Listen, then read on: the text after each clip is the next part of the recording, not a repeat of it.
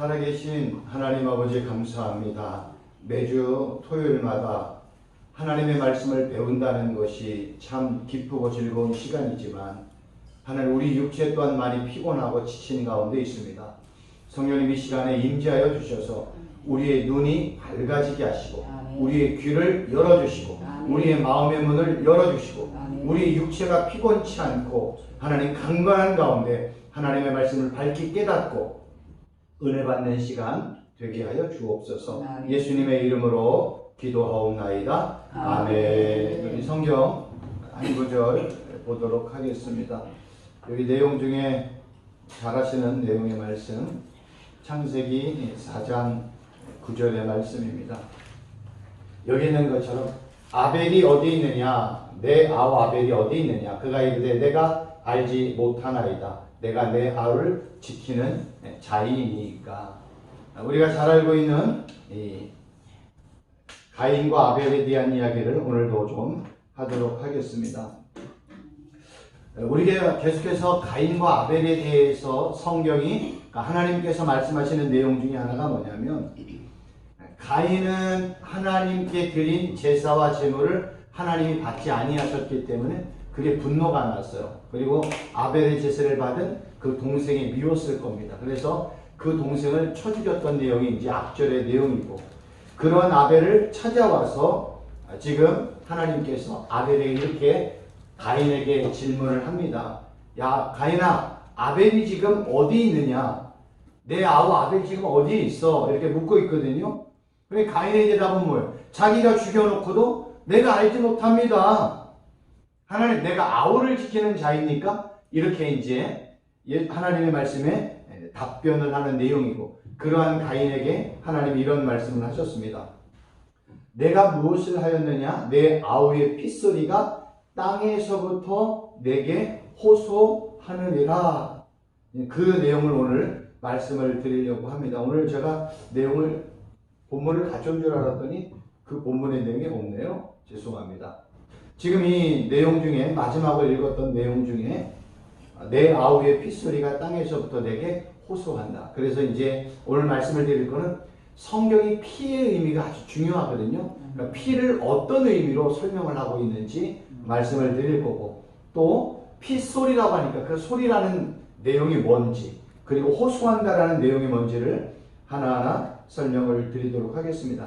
이러한 내용들을 그냥 단순하게 보면 핏소리가 호소한다 이 정도의 의미인데요. 히브리어의 말씀을 가지고 접근을 했더니 우리가 생각하지 못했던 내용이 안에 숨겨져 있습니다. 피라는 단어를 봤더니 그냥 뜻이 피, 유혈, 학살 맞는 얘기예요. 어또는 포도즙이라고 하는 이유는 피의 색깔이 포도주와 같기 때문에 포도즙이라는 단어로도 사용을 합니다. 근데 히브리어가 가장 중요한 게 뭐냐면 히브리어는요 뿌리라는 게 있어요. 늘 말씀을 드리지만 어원이라는 게 있어요. 이 피를 의미하는 담이라는 어원 뿌리를 봤더니 담함이에요. 근데 이 뜻을 봤더니 침묵하다, 고요하다, 조용하다예요. 그럼 피라는 건 뭐예요? 피는 침묵하고 고요하고 조용하다는 의미예요. 만약에 우리가 이 담함이라는 담의 뿌리가 되는 어원이라는 내용을 몰라요. 그럼 우리는 그냥 피 하면 우리가 알고 있는 유혈 사태 피 그 정도의 수준에서 우리가 피를 접근할 수 있는데 담이라는 단어의 어원을 봤더니 히브리어는 항상 어원이 중요해요. 다 같은 단어이기 때문에 담함이라는 단어를 봤더니 우리가 전혀 생각할 수 없는 침묵과 고요와 조용하다라는 의미로 설명을 하고 있어요. 그 여기까지 설명을 하고 그럼 소리라는 핏소리니까 소리라는 노래를 한번 보자면 소리, 목소리, 음성이에요. 그럼 이 내용을 전부 다 정리를 하면 피는 뭐예요? 소리가 없어야 돼요. 피는 소리를 낼 수가 없어요. 그런데 피에 뭐가 있어요? 소리가 있다는 거예요. 그러면 피의 소리를 통해서 지금 하나님이 우리에게 뭔가를 지금 말씀하고 싶은 거예요. 피는 잠잠해야 돼요. 조용해야 돼요. 침묵해야 돼요. 그런데 침묵해야 될 그 피가 지금 뭔가 지금 뭐예요? 소리를 내고 있다는 거예요. 그 소리는 핏소리라는 단어를 조금 더 알기 위해서 그러면 호소한다라는 의미가 뭔지도 살펴봐야 돼요. 호소라는 단어를 봤더니 분사, 능동이라는 건 뭐예요? 분사라는 건 뭐예요? 지속적인 거예요.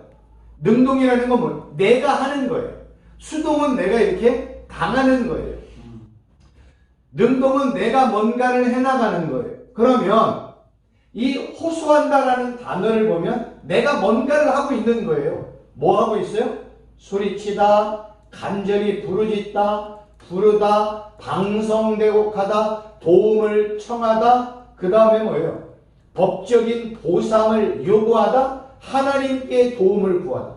이게 호소라는 단어의 의미 속에 이 내용이 있는 거예요. 그러니까 단순하게 그냥 호소하는 정도의 의미가 아니라, 그럼 이러한 내용들을 근거로 해서 내 아우의 핏소리가 지금 땅에서 호소해, 이 하나님의 말씀을 우리가 지금까지 설명드렸던 내용을 가지고 설명을 한다면, 지금 아벨은 자신의 형 가인의 이런 그 돌발 행위로 말미암아 죽임을 당한 것이 하나님 앞에 너무나 억울한 거예요. 근데 억울하니까 땅에 떨어졌던 그 피가 소리를 내지 말아야 되는데, 그 아벨의 피가 지금 땅에서 하나님 앞에 막 방성대곡하는, 방성대곡이라는 게 뭐예요? 막 울면서 소리치며 나의 억울함을 호소하는 게 방성대곡이잖아요. 근데 호소라는 단어에는 뭐예요? 법적인 보상을 요구하고 하나님 앞에 도움을 구하는 것. 지금 하나님 앞에, 하나님 나의 이 억울한 죽음 하나님이 해결해 주세요. 하나님이 이 문제 보상해 주세요. 내가 하나님 앞에 지금 드렸던 그 제사와 제물, 내 형이 시기해서 나를 쳐 죽였는데 하나님이 나의 이 억울한 마음을 하나님이 직접 보상해 주세요. 해결해 주세요. 라고 지금 피가 하나님 앞에 소리를 내고 있는 그런 장면이라는 거예요. 우리의 피가 땅에 떨어졌어요. 그러면 그 피는 아무 말을 할 수가 없어요. 그래서 세상에 어떤 게 있냐, 아무리 다른 사람의 죄를, 잘못을 저질렀다 해도 그 죄 지은 자가 죽으면 그냥 뭐예요? 조용한 거예요. 아무리 큰 죄를 지은 사람이 죽으면 그 사람과 함께 그냥 죄는 묻혀지는 거예요. 그런데 성경에는 아벨이 죽으면 상식적으로 보면 그냥 아벨의 죽음과 함께 모든 게 사라져야 되는데, 지금 아벨의 피가 막 소리를 치면서 하나님 앞에 뭔가를 지금 호소하고 있고 도움을 구하고 있는 그러한 형국입니다. 결국 성경이 이러한 내용들을 통해서 우리에게 뭘 말씀하고 있을까? 성경은요, 내가 다른 사람의 피를 흘리지 못하도록 우리에게 말씀하고 있어요. 그걸 이제 살인하지 말라라는 의미로도 설명을 하는데, 성경은 내가 다른 사람의 피를 흘리지 말라고 하나님은 강력하게 지금 우리에게 경고를 하고 있는 거예요. 만약에 우리 최 교수가 누구의 피를 흘리게 하면 그 피가 어떻게 돼요? 하나님 앞에 호소하는 형국이에요. 만약에 내가 다른 사람에게 손해를 끼치게 하고 억울하게 하면 그 억울한 자의 호소가 어디에 가요? 하나님 앞에 호소되어지는 거예요. 그래서 잠언이나 시편의 말씀을 보면 내가 어떤 고용인을 내가 고용했을 때 그 고용인에게 지불해야 될 그 일한 대가를, 노동의 대가를 그날 지불하라는 거예요. 근데 만약에 노동자가 열심히 일을 했는데 주인이 약해서 그날 나에게 노동의 값, 일한 대가를 주지 아니하면 이 노동자, 고용자는 집에 가서 억울할 것 아니에요. 내 처자식을 먹어야 되는데 먹을 양식을 살 돈이 없네? 너무 억울하잖아요. 그럼 이 억울한 가난한 자는 누구에게 호소할까요? 하나님 앞에 호소하는 거예요. 하나님, 나를 고용한 누가 나의 노동의 대가를 지불하지 않았습니다. 이렇게 호소하면 그 호소가 어디에 올라간대요? 하나님 앞에 간대요. 하나님 앞에 올라가잖아요. 그건 반드시 집행되게 되어 있어요. 요새 우리가 잘 아는 것처럼 공무원들이 가장 무서워하는 게 뭔지 아세요? 민원이에요. 민원. 공무원들에게 민원이 들어가면 내가 하기 싫어도 해야 되는 게 민원 처리예요. 그래서 민원이 들어오면 무조건 해야 되는 거예요. 근데 같은 민원에 대해 두 개, 세 개가 복합적으로 이루어졌다? 난리가 나는 거예요. 왜 요번에 이태원 사건에 뭐 용산, 서장, 뭐 청장이 왜 다 난리가 나요? 왜 다 모가지가 떨어질 일보 직전에 있어요? 민원이 들어왔잖아요. 민원을 처리하는 게 경찰이에요. 공무원이에요. 근데 민원을 처리하지 않아서 이게 지금 문제가 되는 거예요. 민원이 들어와서 주권과 관계없이 민원 처리를 했다. 그러면 이 공무원들, 경찰들은 죄로부터 자유할 수 있어요. 우리가 나가서 처리했는데 할 수 없었다. 누가 죄를 묻겠어요. 근데 민원이 많이 오다 보니까 변명할 거리가 없는 거예요. 늘 민원이 많았습니다. 그래서 이 민원 똑같은 민원인 줄 알고 그냥 무시했습니다. 라는 거예요. 왜 그 민원 처리하지 않았느냐는 거예요. 이거보다 더 무서운 건 뭔지 아세요? 누군가 나의 억울함을, 나의 손해를, 나의 원통함을 하나님 앞에 내가 방성대곡하며 하나님 앞에 호소하면 그거는 반드시 하나님 앞에 올라가게 되어 있어요. 그럼 그거를 받은 하나님이 민원 처리를 반드시 하신다니까요. 그게 무서운 거예요. 그럼 거꾸로 얘기해서 제가 어떠한 어려운 사람을 도와줬어요. 저에게 갚을 능력이 없는 어떤 사람을 제가 도와주었어요. 근데 저로 말미암아 이 사람이 회복이 되었고 살아나게 되었단 말이에요. 큰 도움을 받았어요. 그럼 이 사람은 뭐라고 그래요? 하나님, 제가 오늘 최인규 교수를 만났는데 그 교수가 저에게 큰 도움을 줬습니다. 그리고 하나님 앞에 민원을 처리하고 감사함을 표현하면 그 기도가 저에게 그대로 이루어진다는 거예요. 그러니까 성경은 지금 이러한 피소리, 죽음을 통해서 우리에게 말하고 싶은 것은 다른 사람에게 억울한 죽음을 끼치지 말라. 다른 사람에게 억울한 일을 행하지 말라. 다른 사람에게 손해가 되는 일을 하지 말라. 왜 그럴까요? 그 모든 결과가 누구에게 올라가요? 하나님 앞에 올라가는 거예요. 근데 억울한 사람이 기도 안 할 수도 있어. 대부분 기도 안 해요. 하나님 앞에 호소해요. 외친단 말이에요. 하나님 나 억울합니다. 아벨이 하나님 나 너무 억울합니다. 내 형이 나를 시기해서 죽였습니다. 이 억울함을 땅에서 피가 조용해야 되고 고요해야 되고 침묵해야 되는 그 피가 지금 뭐예요? 소리를 내어서 지금 하나님 앞에 호소하는 거예요. 하나님 앞에 민원 처리 들어갔어요? 하나님이 역사하면 반드시 역사하시죠. 그래서 지금 가인에게 야, 네가 지금 무엇 행했냐? 내 아우에 어디 있어? 아우 모르겠습니다. 내가 아우를 지키는 자입니까? 네 아우의 핏소리가 지금 나에게 호소하고 있어. 지금 이 얘기를 하는 거예요. 이렇게 성경은 다른 사람의 피를 흘리지 말라고 하는 이유가 있습니다. 질문해서 여호와 하나님께서 다른 사람의 피를 마음대로 흘리지 못하도록 하신 이유가 뭘까? 많은 이유가 있는데 저는 두 가지만 이야기하려고 해요. 첫째는 사람의 생명과 피에 대한 전적인 권한은 누굴까요? 하나님. 왜 하나님이에요? 하나님이 창조주이시기 때문에 그래요. 두 번째, 같은 이유이지만 하나님께서 사람을, 아담을 자기의 형상대로 만드셨잖아요. 근데 아담은 뭘로 만들어졌어요? 흙으로 만들어졌어요. 그 아담아, 아파르, 먼지 덩어리, 티끌, 같은 의미거든요. 그러니까 티끌과도 같은 이 아담을 이렇게 만들었어요. 그러면 흙으로 만들어진 그 존재는 죽은 존재예요. 근데 그 죽은 존재에 뭐가 들어갔어요? 생기가 들어갔잖아요. 생명이 들어갔잖아요. 그 생기를 성경에서는 호흡, 여호와의 숨, 여호와의 호흡이라고 표현해요. 그래서 하나님이 그 티끌과 먼지로 만들어진 진흙덩어리 안에 후 하고 바람을 불어 넣었더니 진흙덩어리가 살아나는 거예요. 성경은 이렇게 하나님이 창조주이고 하나님이 아담에게 생기를 불어넣은 하나님이시기 때문에 생명에 죽고 사는 문제는 누구의 권한이다? 그건 하나님의 권한이다. 성경은 이 얘기를 우리에게 끊임없이 하고 있는 거예요.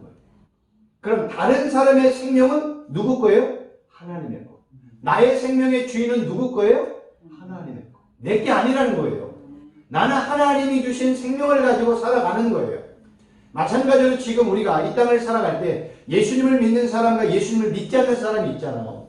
하나님 편에서 볼 때 예수님을 믿는 사람은 어떤 사람이에요? 살아있는 자예요. 그럼 예수 믿지 않는 사람은 어떤 사람이에요? 죽은 자예요. 왜 죽었어요? 바울이 에베소서 2장 1절에 뭐라고 그래요? 죄와 허물로 죽었었다. 내가 예수 그리스도를 믿기 전에는 나는 죄와 허물로 죽었던 존재다. 이거를 요한복음 1장에 보면 뭐라고 그래요? 예수님이 사망과 그늘에 앉아있는 자에게 지금 찾아오잖아요. 그러니까 예수님이 없는 자에게는 빛이 없다 이렇게 얘기해요. 그리고 생명이 없다 이렇게 얘기해요. 생명이 없다는 무슨 의미예요? 죽었다. 뭘로? 죄와 허물로 죽었다. 그럼 예수를 믿는 사람은 뭐예요? 의로 살아났다. 그 안에 예수의 생명이 있다. 살아있는 존재, 산 피조물 이렇게 표현을 하는 거예요. 성경이 지금 이야기거든요. 제 얘기가 아니에요. 아멘. 그러니까 우리가 이런 기준을 볼 때 하나님 편에서 산 자는 뭐예요? 예수님의 영, 예수님의 생명, 성령 하나님이 거하는 자를 그리스도인이라고 얘기하는 거예요. 예수의 영이 있는 자, 그리스도의 영이 있는 자, 그는 살았다. 그럼 예수님을 믿지 않으면 뭐예요? 너 안에 생명이 없네? 나 지금 살아있는데요? 아니야, 너 안에 그리스도의 생명이 없잖아. 예수의 영이 없네? 성령이 없네? 그래서 너는 죽은 자야. 성경이 이렇게 표현한다는 거예요. 이렇게 살아있는 자와 죽은 자에 대한 모든 권한과 주권은 누구에게 있다고요? 하나님께 있다고요. 그래서 하나님께서는요, 다른 사람의 피를 흘리게 하면 그 피를 흘리게 한 자에게서 피 흘림을 당한 자의 피를 찾으시겠다는 거예요. 제가 만약에 어떤 사람을 죽였어요. 그러면 그 죽인 자의 피를 제가 흘렸잖아요. 그 피를 저에게서 찾겠다는 거예요. 만약에 제가 어떤 사람을 억울하게 했어요. 그 억울한 것을 누구에게 찾겠다고? 억울하게 한 저에게서 찾겠다는 거예요. 그럼 또 돌려서 제가 어떤 사람을 돕고 그에게 생명을 증거하고 예수님을 전하고 그에게 제가 선한 일들을 했어요. 도움이 되는 일들을 했어요. 그럼 하나님이 저에게 그걸 뭐예요? 보답해 주시겠다는 거예요. 이게 대가예요. 잘못한 자에게는 잘못의 대가를, 선한 일을 하고 의로운 일을 한 사람에게는 의롭고 선한 대가를 지불하시는 거예요. 그래서 성경에 이러한 표현들이 많이 나오는 겁니다. 각 사람이 행한 대로 그에게 하나님이 보응하신다. 성경에 얼마나 많이 나오는지 몰라요. 각 사람이 행한 대로 내가 그 행한 대로 보응할 거야. 피 흘렸어? 너 피 흘리기 한 그 대가를 내가 너에게 보응할 거야. 내가 너에게 그 대가를 지불하게 할 거야. 지금 그 얘기를 하고 있는 거예요. 근데 문제가 있잖아요. 내가 다른 사람에게 생명을 취했으면 피는 피로 갚아야 된대요. 만약에 제가 어떤 사람을 그냥 저도 모르는 사이에 그냥 제가 갑자기 이렇게 하다가 돌을 던졌어. 돌을 던졌는데 그 돌에 맞고 어떤 사람이 넘어져가지고 뒤에 벽에 의해서 뭐 내진탕으로 사망을 했단 말이에요. 그러면 구약의 법에 의하면 제가 다른 사람의 피를 흘리게 하면 그 피를 누구에게서 찾는다고 그랬어요? 저에게서 찾잖아요. 그럼 저는 뭘로 그 피를 흘린 자의 대가를 지불해야 돼요? 저의 피 흘림을 통해서, 저의 죽음을 통해서 대가를 지불해야 돼요. 제가 어떤 사람을 죽고 저도 죽어야 되는 거예요. 문제가 생기는 거예요. 내가 다른 사람의 피를 흘림으로 내가 피 흘림을 당해야 돼요. 근데 성경은 피와 피뿐만이 아니라 모두 얘기해요. 최 교수, 너가 어떤 죄 하나만 지으면 그 죄 하나에 대한 지불 대가가 뭔지요? 너의 생명 바쳐야 돼. 그러면 제가 다른 사람에게 죄를 범하면 저는 뭐 해야 돼요? 죽어야 되는 거예요. 지금 이 문제가 걸리는 거예요. 구약에는 이 문제가 걸리고 신약도 지금 이 문제가 걸리는 거예요. 내가 죄 하나를 지으면 그 죄 하나 때문에 대가를 지불해야 되는데 그 죄의 대가가 뭐라고요? 나의 생명을 지불해야 되는 거예요. 그래서 여기서 이제 해결해야 될 것이 나오는 거예요. 그래, 성경은 너 죄 짓지 마. 죄 지으면 그 죄로 너의 생명이 죽어. 근데 세상에 죄 안 짓는 사람이 있어요, 없어요? 아무도 없잖아요.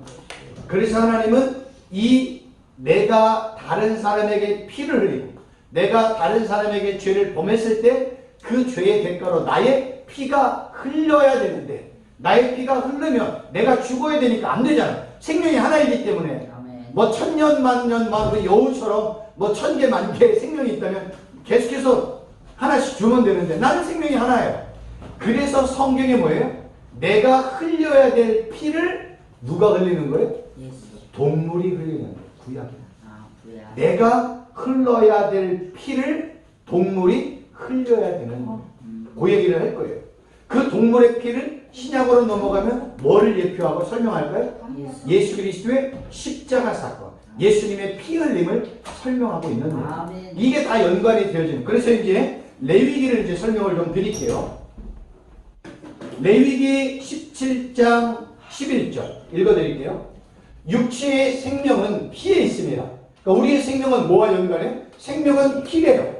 내가 이 피를 너희에게 주어. 그럼 내가 이 생명을 너희에게 주어. 제단에 뿌려 너희의 생명을 위하여 속죄하게 하였느니 생명이 피에 있습니다. 피가 죄를 속죄합니다. 그래서 이 내용이 히브리서로 가면 속죄는 뭐와 연관이 있어요? 반드시 피 흘림과 연관이 있어요. 생명도 뭐와 연관이 있어요? 생명도 피야. 그러면 내가 죄를 지었어. 그럼 나는 뭘로 대가를 지불해야 돼? 피로 대가를 지불해야 돼. 근데 피는 뭐래요? 생명이네. 그럼 내가 죄를 지으면 나는 뭘로 대가를 지불해야 돼요? 생명으로 대가를 지불해야 돼요. 그럼 내가 속죄함 받으려면 뭐 해야 돼요? 생명 바쳐야지. 생명은 뭐라고 그랬어요? 피라고 그랬잖아요. 너가 지은 죄, 최 교수, 너의 피가 흘리면 돼.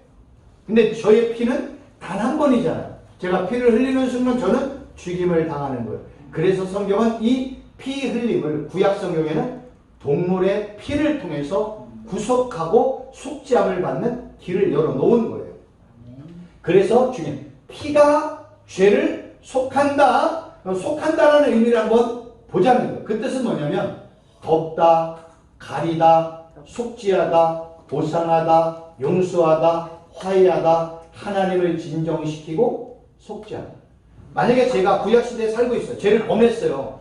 죄를 범했는데 최 목사를 제가 하나님이 죽여야 되잖아요. 근데 죽일 수가 없어. 그리고 제가 죽어야 될 저 대신 염소나 양이나 소가 대신 죽임을 당했어요.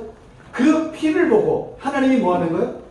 넘어가요. 덮개를 덮는 거예요. 아멘. 구약시대는 그래서 죄를 뭐예요? 이렇게 덮는 거예요. 아멘. 나 죄 안 볼 거야. 이걸 덮어버리는 거예요. 구약의 중요한 죄의 속죄의 표현은 뭐냐면 내가 죽어야, 내가 죄와 허물로 죽어야 될 나의 피가 흘려져야 되는데 내가 죽으면 안 되니까 동물이 나를 대신해서 죽었어요. 그래서 그 동물의 피를 보고 하나님이 제가 감당해야 될 그 죄를 그냥 뭐예요? 덮어버리는 거예요. 그러니까 용서해버리는 거예요. 하나님이 지금 분노가 일어났어요. 최 교수 너 지금 죄 지었네? 죄의 대가는 사망이야. 너의 피 흘림이야. 하나님 저를 용서해 주세요. 제가 잘못한 것 알아요. 그래서 저의 죄를 동물에게 전가시키면 하나님이 그 동물을 보고 저의 죄를 그냥 덮어버리는 거예요. 그래서 이러한 표현이 있는 거예요. 구약시대에는 항상 죄를 지은 사람이 있으면 그 죄를 동물의 머리에 손을 얹으면 제가 지은 죄가 다 동물에게 전가가 되는 거예요. 그래서 소의 머리 위에, 양의 머리 위에, 염소의 머리에 이렇게 손을 얹어 놓으면 제 죄가 다 동물에게 전가가 되어지는 거예요. 그럼 저의 죄가 다 동물에게 전가되면 저는 죄가 있다 없다? 없다. 이게 핵심인 거예요. 그럼 누가 죽으면 돼? 죄가 있는 동물이 죽임을 당하면 돼. 그래서 염소나 양이나 소의 피를 흘려서 그를 제단에 번제로 드리고 피를 제단에 뿌리는 일들이 일어나는 거예요. 근데 구약에는 그러한 얘기만 하는 게 아니라 이 얘기를 반드시 누구와 설명하고 있어요? 예수님과 연관하고 있다는 거예요. 그래서 제가 지난 시간에 매번 강조했던 게 뭐냐면 구약의 모든 제사의 가장 기초가 되는 제사가 무슨 제사라고 그랬어요? 상번제. 상번제는 뭐예요? 매일 아침과 저녁에 드리는 죄예요. 매일 아침과 저녁에 흠없고 점없는 1년 된 어린 양을 매일 아침과 저녁에 드려요. 이게 상번제야. 그리고 나머지 소제, 번제, 속제제, 속건제, 화목제, 일주일에 한 번씩 드리는 안식일날 드리는 제물, 한 달에 한 번씩 드리는 월삭 제물, 무슨 모든 제물이 다 상번제라는 기본 제물 위에 올려지는 거예요. 그래서 구약의 가장 핵심은 상번제예요. 근데 그 상번제는 어린 양이잖아. 이 어린 양의 신약으로 넘어가면 요한복음 1장에 뭐라고 그래요? 보라 누구다? 세상 죄를 지고 가는 어린 양이로구나. 정확하게 표현해요. 세상 죄를 지고 가는 어린 양. 구약에는 어린 양에다가 죄 지은 자가 죄를 안수를 하면서 전가를 했네요. 예수님이 십자가에서 모든 인류의 죄를 다 감당을 하셨네요. 그래서 누구든지 예수님을 나의 구주, 나의 메시아, 나의 하나님으로 영접하면 그 모든 죄가 다 누구에게 전가가 되는 거예요? 예수님에게 전가가 된다니까요. 예수님의 2000년도 십자가 사건은요, 단 한 번의 사건이지만 그 십자가의 효력은 영원한 거예요. 왜 그럴까요? 예수님은 영원한 분이잖아요. 예수님이 이 땅에 세상에 시간과 공간이라는 제약 속에 오셨어요. 그렇지만 예수님은 하나님이세요. 전능자세요. 창조주세요. 그 하나님이 피조물의 죄를 담당하고 죽으셨기 때문에 이 죄는요, 히브리서 기자가 이렇게 표현해요. 영원한 번제, 영원한 속죄를 단번에, 영원히 단번에 드리셨다. 이런 표현을 써요. 히브리서에 보면. 그러니까 예수님의 십자가 사건은 인간의 역사로 보면 2000년 전이지만 그 예수님의 십자가의 사건은 영원한 효력이 있는 거예요. 그래서 예수님을 나의 구주로 100년 후에 1000년에 누군가 믿으면 그 예수님을 믿는 사건이 지금부터 2000년, 뭐 1000년이면 3000년, 4000년, 5000년 전에 있었던 그 예수님의 십자가 사건으로 말이면 그 사람은 죄 용서함을 받는 거라니까. 그러니까 예수님의 십자가는 단 한 번으로 이루어지는 거예요. 2번, 3번 이런 게 아니에요. 우리는 그 십자가 사건에 대해 내 죄를 고백하고 내 죄를 십자가에 못 박고 예수님 앞에 내 죄를 고하는 거예요. 그럼 예수님이 그 모든 죄를 다 짊어지시고 하나님 앞에 대속하신 거예요. 이게 십자가의 구속, 대속의 구속이라고 이 레위기와 히브리서는 이렇게 하나의 짝처럼 가고 있다는 거예요. 그래서 이게 중요한 거예요. 그런데 이 속죄하다라는 단어가 카파르인데 이 단어의 어원을 한번 보자는 거예요. 코페르의 속전, 몸값, 구속의 대가. 속전이라는 건 뭐예요? 내가 어떤 노예를 사면 그 노예는 뭐 죽던지 누구에게 노예가 되는데 내가 그 노예를 살리기 위해서 속전, 그 사람의 몸의 값을 지불을 하는 거야. 그리고 내가 그 사람을 살려내고 그에게 자유를 줄 때 그를 속전, 몸값, 구속의 대가라고 이야기를 하는 거예요. 그리고 또 이 코페르로부터 어원이 카포레트야. 카포레트의 뜻을 봤더니 뭐예요? 언약계의 뚜껑의 속죄소. 여러분 언약계의 뚜껑의 속죄소가 뭔지 아세요? 성경에 보면 성막이라는 게 있어요. 이게 성막이에요. 성막에 보면 성소가 있고 지성소가 있어요. 성소와 지성소의 구분은 지성소는 거룩한 장소이기 때문에 천막으로 이렇게 뒤였거든요. 여기를 갈 때 뭐가 있어요? 번제단. 여기 이제 번제단에 동물을 잡는 거예요. 근데 동물을 잡으면 먼지가 있고 재가 있고 이렇게 이제 찌꺼기 납니다. 그래서 이 동물 번제단 달 때 여기 뭐냐면 우리가 숯불 구이할 때 뭐예요? 밑에 숯불 하면 위에 철망해가지고 김 붓는 거 있잖아요. 그런 것처럼 구멍이 얼마나 지혜로운지 몰라. 만약에 그게 없어. 그냥 우리가 그냥 동판이나 뭐 쇠판으로 고기 구우면 다 뭐 보여요? 기름이 모이고 막 튀잖아요. 그래서 요새 조금 지혜로운 사람 거기다 이제 구멍을 뚫어가지고 기름 구멍으로 내는데 이제 숯불로 이건 숯불이다. 왜? 나무로 떼지 그때 뭐 전기나 뭐 가스가 있었겠어요. 나무로 떼니까 여기다가 이제 동물을 올려놓는 거예요. 그리고 요 뿔에다가 피를 바르는 거예요. 그러면 더러워졌잖아요. 그러면 이 번제단의 제물을 어디로 가요? 물두멍으로 가는 거예요. 물두멍. 그래서 물로 씻는 거예요. 손발을 씻는 거예요. 머리를 씻고 손발을 씻는 거예요. 그리고 이제 지성대로 가면 오른쪽 편에 요 오른쪽 편에 떡상이 2개가 왼쪽 편에 금촛대가 있고 앞에 분향단이 있고 그리고 그 분향단 넘어가면 지성소가 있단 말이에요. 잘못 들렸어요. 이거는 뜰 성소 지성소에 제가 잘못 설명했어요. 이거는 그냥 성막 뜰 여기까지. 여기는 성소. 떡상이 있고 금촛대 있고 앞에 분향 다니는 건 성소. 그리고 그 안에 법궤가 있는 거예요. 그 법궤가 이렇게 생겼어요. 이렇게. 여기는 더 잘 보이네요. 법궤가 이렇게 생겼어요. 이렇게 생겼는데 이 법궤의 위가 여기를 시은좌 속죄소라고 얘기하는 거예요. 그래서 대제사장이 1년에 한 번씩 이 지성소, 여기는 성소, 지성소예요. 이 지성소는 1년에 딱 한 번만 대제사장이 들어가는 곳이에요. 이 지성소에 들어가서 이게 뚜껑으로 되어 있거든요. 그래서 제가 여기에 이렇게 이거는 이제 원래는 금으로 만들었단 말이에요. 이게 근데 뚜껑이에요. 이 뚜껑 요거를 시은자 속죄소라고 얘기하는 거예요.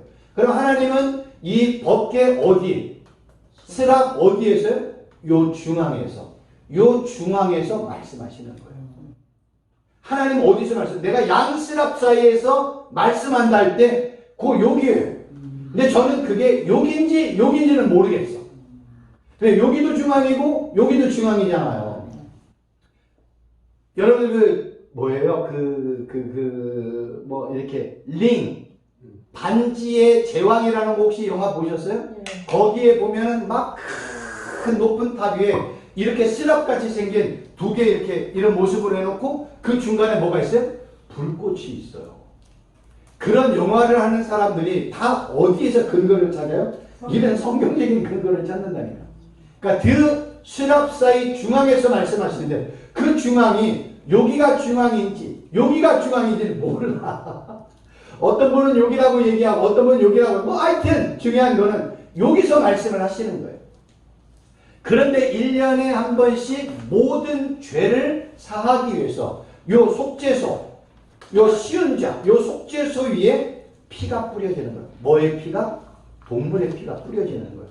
그러면 하나님은 지금 어디서? 요 중앙에서 말씀하시네요. 그럼 하나님의 임재가 여기 있네. 피가 여기에 뿌려졌네. 하나님은 영이시지만 그 영이신 하나님이 지금 뭘 보고 있는 거예요? 피를 보고 있는 거예요. 피가 뿌려졌네. 동물의 피가 뿌려졌네. 그 피를 보시고 하나님이 죄를 뭐예요? 덮어버리시고 화해하시고 용서해 주시는 거예요.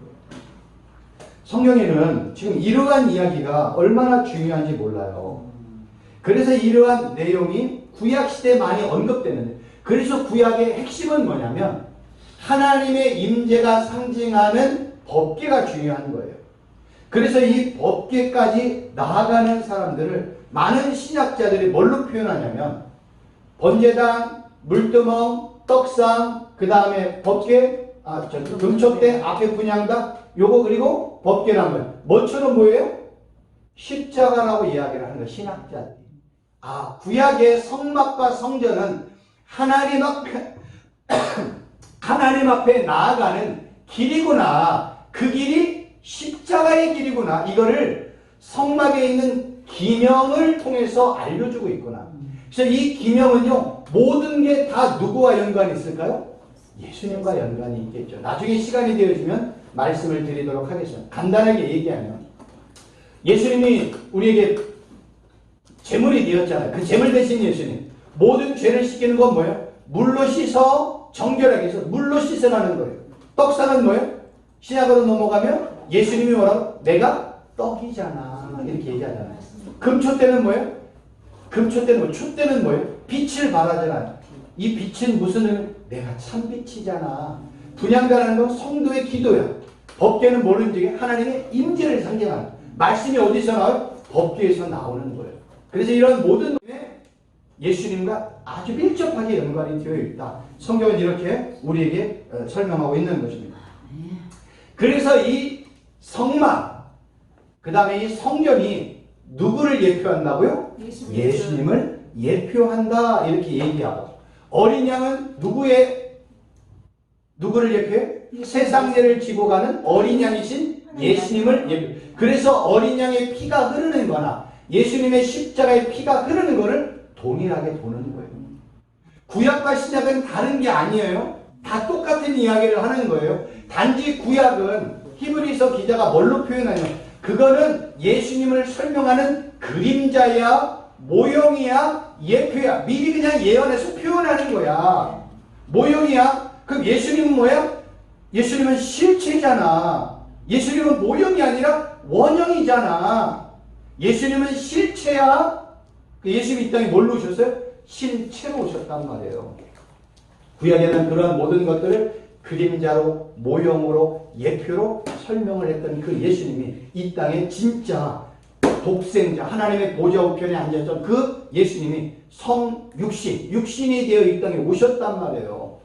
그 인카네이션을 하신 그 예수님이 우리에게 뭐가 돼요? 실체가 되어 말씀을 전하잖아요. 내가 생명의 떡이다. 나를 마셔. 내가 피잖아. 나의 피를 마셔야지. 이거를 이해하지 못했던 바리새인들, 서기관들, 율법학자들, 장들은 뭐라고 해요? 야, 그럼 자기가 죽어서 자기의 피를 주는 거야? 우리가 뭐 식인종이야? 예수의 살과 피를 먹게? 이렇게 이해를 했다니까. 예수님의 살과 피는 뭘 말씀하여? 생명의 떡이신 말씀, 생수이신 말씀을 얘기해요. 그래서 예수님이 그러죠. 요한복음에서 내가 하늘에서 내려온 뭐야?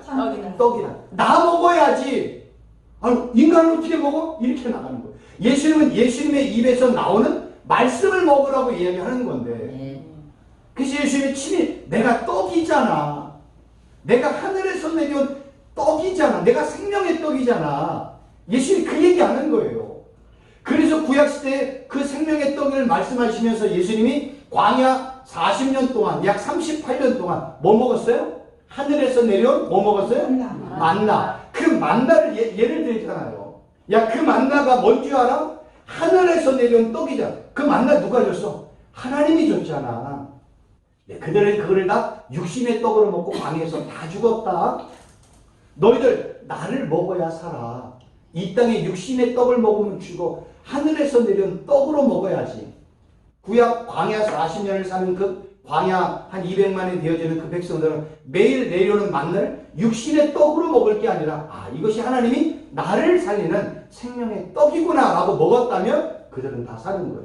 근데 그들은 다 뭘로 먹었어요? 육신의 떡으로 먹었다는 거예요. 누구만 살았어요? 광야에서 태어난 그들은 2세대라고 얘기하잖아요. 그리고 가나안 땅에 믿음으로 고백했던 아론과 여호수아와 갈렙만, 그들은 뭐예요? 믿음 있는 자예요. 그러니까 성경에는 뭐예요? 가나안 땅은 누구 들어가? 믿음 있는 자만 들어가. 그게 누구예요? 여호수아, 갈렙, 믿음 있는 자의 대표. 그리고 또 누구? 광야에서 태어난 누구? 2세대. 이걸 뭐라고 해요? 거듭난 자. 광야에서 태어난 자. 애굽이라는 세상으로부터 나왔는데 거기서 나왔던 1세대는 다 죽어. 누구만? 광야에서 태어난 자.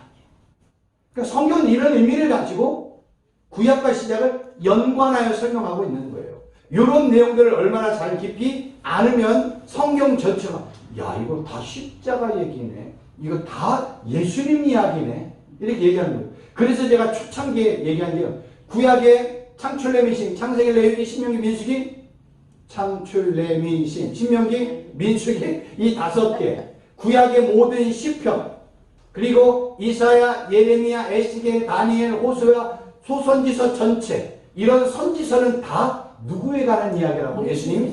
그거 내 얘기잖아.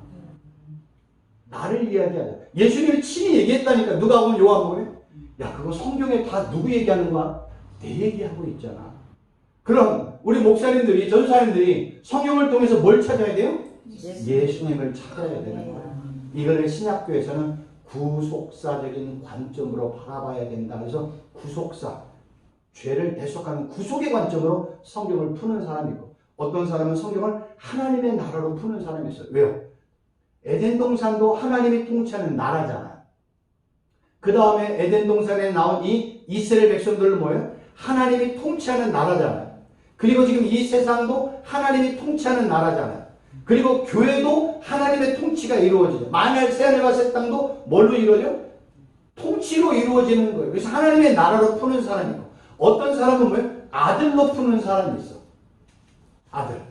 그래서 씨라는, 제라라는 단어를 통해서 아들로 푸는 거예요. 아담, 그 다음에 그 아담을 통해서 계속해서 씨, 족속, 후손을 설명을 하잖아요. 그리고 그 설명을 구약시대에는 12지파라고 표현하는데 그 12지파를 만든 장본인이 누구예요? 야곱이죠. 야곱의 이름은 뭐예요? 속이는 자였잖아요. 그 속이는 자는 야곱의 이름이 뭘로 바뀌었어요? 이스라엘. 민족의 이름으로 바뀐 거예요. 그리고 그 민족의 이름으로 누가 들어가요? 12아들이 지파가 되고 민족이 된단 말이에요. 그 역사가 이루어지는 거예요. 그래서 구약시대와 신약시대는 하나님의 나라, 하나님의 백성은 누구만이 된다? 아들만이 된다. 그래서 아들로 푼, 제라로 푸는 사람들 여러 가지로 많은 걸 풀어도 돼요. 중요한 건 뭐냐면 예수님, 하나님의 나라, 예수님과 연관된 걸로 성경을 창세기부터 요한계시까지 푸는 아무 문제가 없어. 근데 문제는 어떤 사람은 그걸 뭘로 풀어요? 리더십으로 풀고 세상의 관점으로 풀면 큰일 나는 거예요. 그걸로 풀어도요, 다 맥이 맞아요. 세상의 리더십, 명령, 세상의 관습, 습관, 세상과 연관된 모든 걸 풀어도 창세기부터 요한계시까지 다 풀려요. 그건 세상적인 관계, 절대 그러면 안 돼요. 성경은 뭘로 봐요? 예수님, 십자가, 부활, 하나님의 나라로 봐요. 왜 목사님 주제만 거기에 있어요? 바울이 그러냐? 나는 뭐만 증거한다? 십자가와 부활만 증거한다. 로마서 마지막 16장에 보면 바울이 마지막까지 한 게 뭐예요? 하나님 나라를 증거하는 일을 했다는 거예요.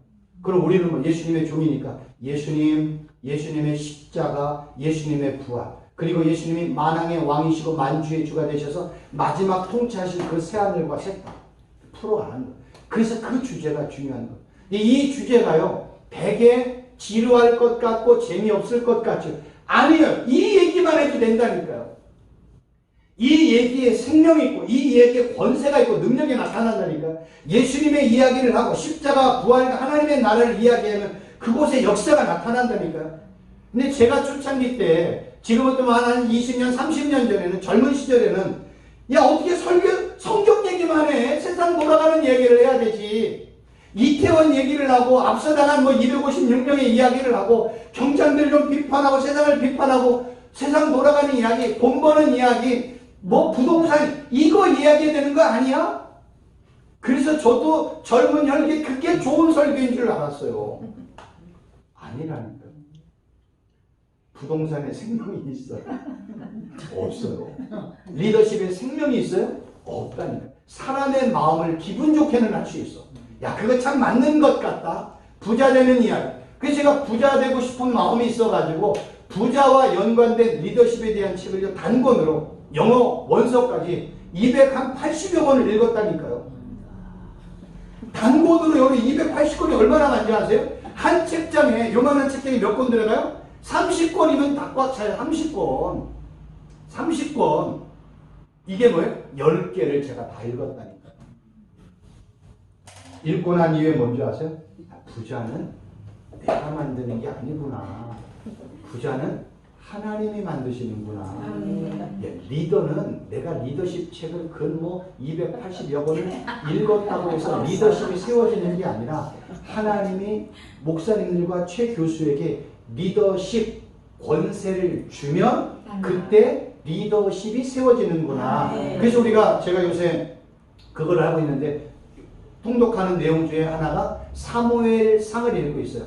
사무엘이 어릴 때 그 사무엘의 엘리 제사장을 통해서 하나님을 만났잖아요. 그리고 그 이후에 뭐라고 하냐면 사무엘의 입에서 나오는 말이 하나도 땅에 떨어지지 않았다는 거예요. 이 얘기를 지금 2022년도로 표현하면 제가 유목사님 여기 가다가요 아파트 있을 거예요. 그 아파트 한 1억분이 안 되는데 그거 하나 사세요. 한 달 지났더니 얼마가 돼? 100억이 되는 거예요. 목사님 그거 100억 될 거예요. 한번 투자해보세요. 신방 갈 때만 권사님 저 땅 한 평 사 100평을 샀어. 지금 100평짜리 한 평이 얼마예요? 그냥 뭐 한 100만 원 주고 사서 100평을 샀어요. 얼마 안 되면 그냥 힘들게 권사님 2달만 딱 지나가요. 한 평이 얼마가 돼? 1억이 돼. 그 얼마가 되는 거예요? 100억.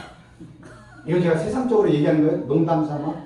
이렇게 사무엘이 말을 하면 그대로 이루어졌어요. 병든 자가 하나님 이 병든 자 치료해 주세요. 벌떡 일어나. 하나님 이 암덩어리 치료해 주세요.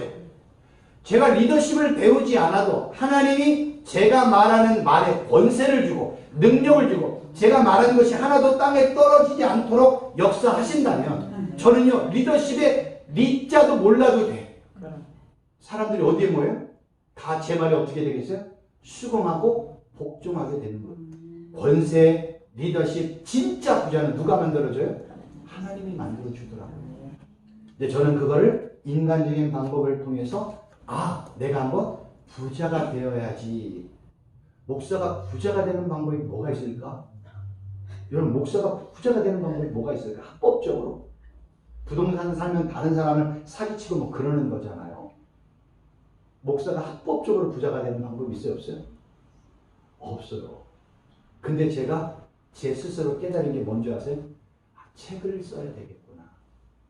책이 100만 권이 팔렸어요. 저 부자 돼요? 안 부자 돼요? 부자 돼요. 엄청나게 부자가 돼요. 근데 한 권이 아니라 10권, 20권을 만들었는데 다 100만 권, 1000만 권씩 팔렸어.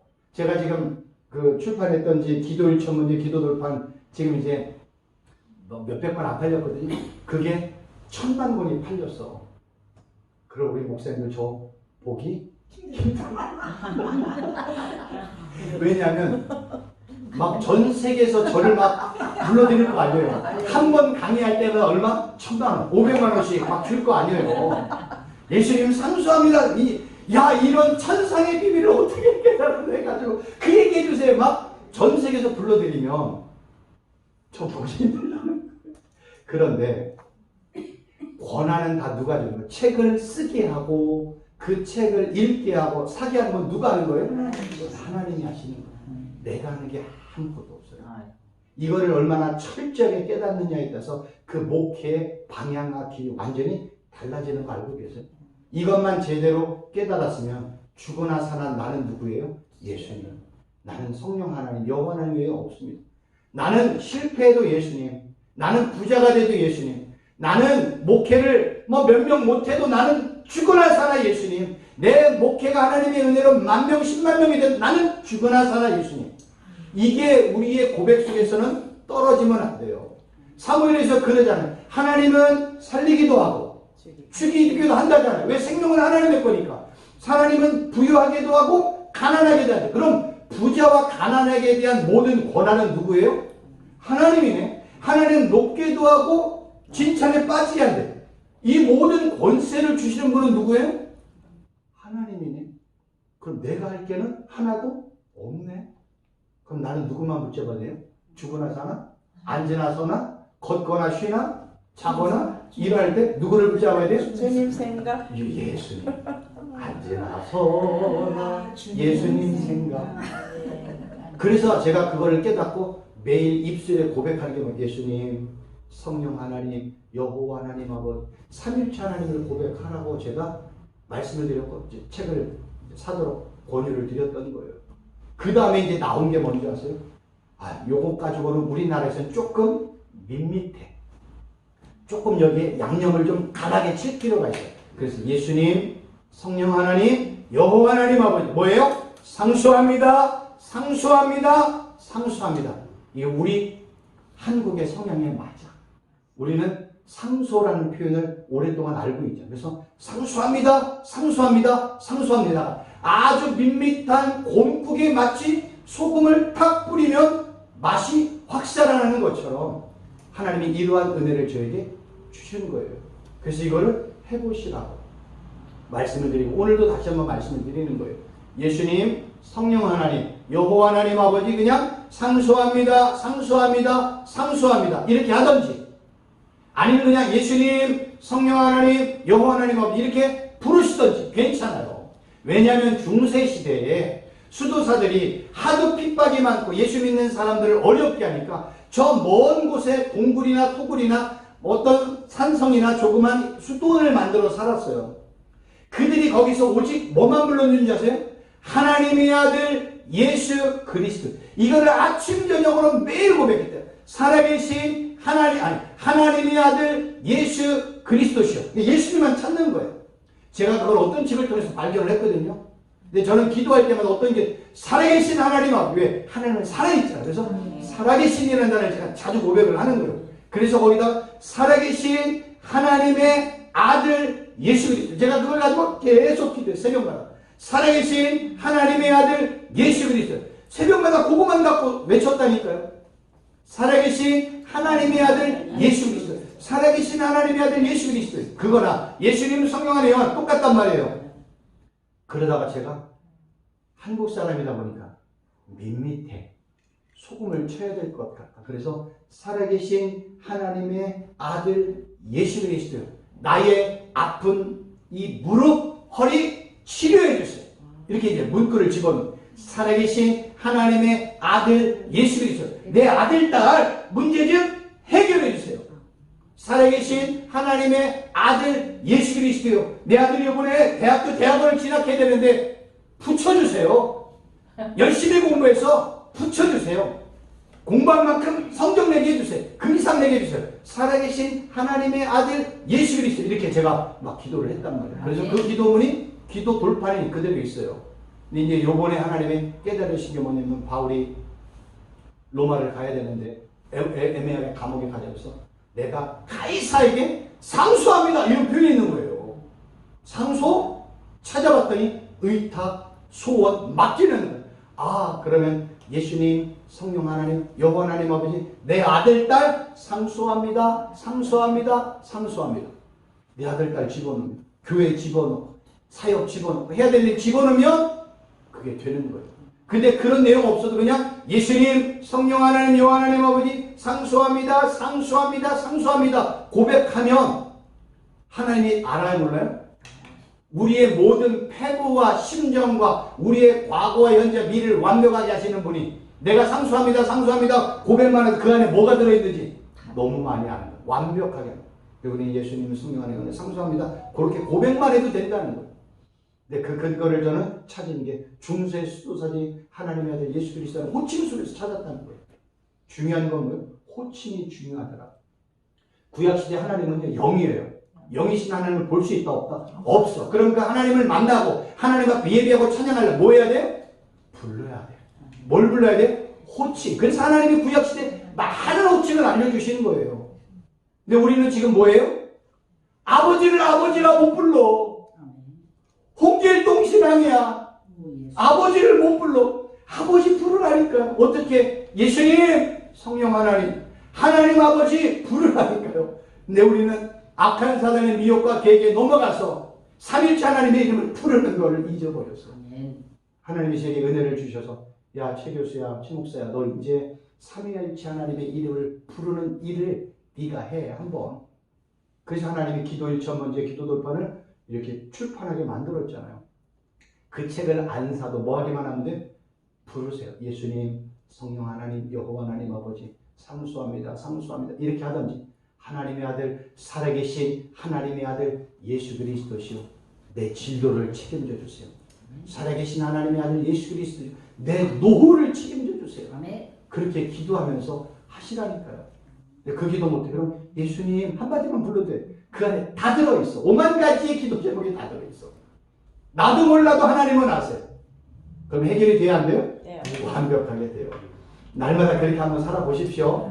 성경의 핵심은 누구라고요? 예수님. 그래서 그 삼일체 하나님의 이름이 너무나 중요한 거예요. 근데 삼일체 하나님의 이름이 설교 중에 너무나 사라져버렸어. 일상에 너무나 사라져버렸어. 회복해야 돼. 우리는 언제나 부를 수 있다는 거예요.